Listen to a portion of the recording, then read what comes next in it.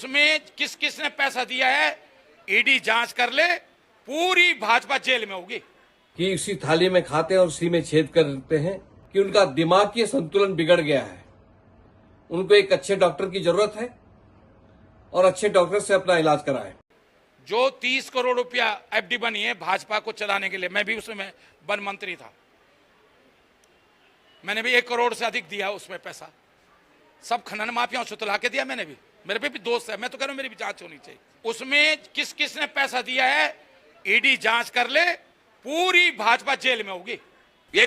अरे core committee की meeting होती थी, उसमें प्रदेश का मुख्यमंत्री बैठता था, उसमें 8 लोग थे हम लोग।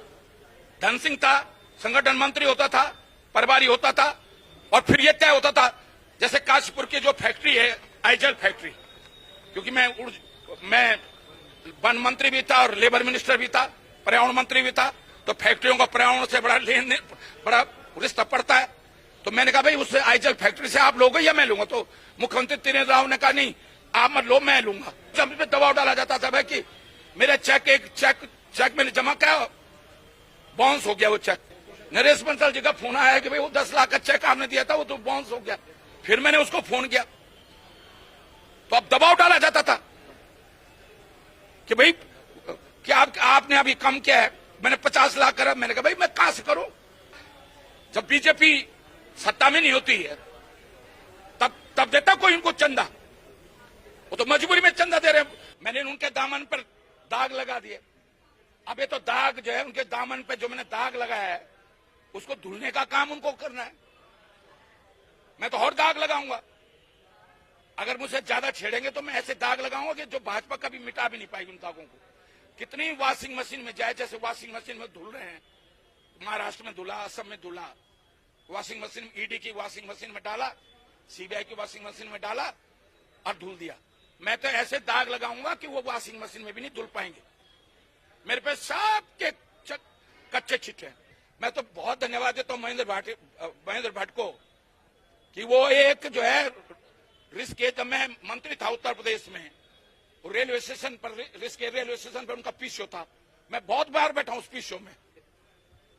उस पीस शो से महेंद्र भट्ट राज्यसभा पहुंच गया, प्रदेश का अध्यक्ष बन गया।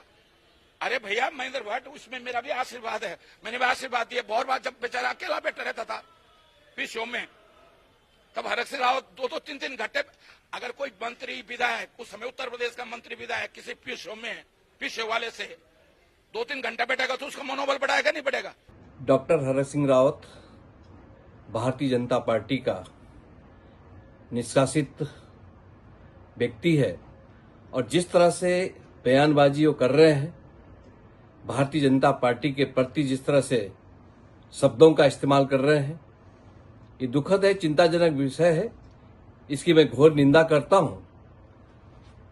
ऐसे लोग हैं कि उसी थाली में खाते हैं और उसी में छेद करते हैं।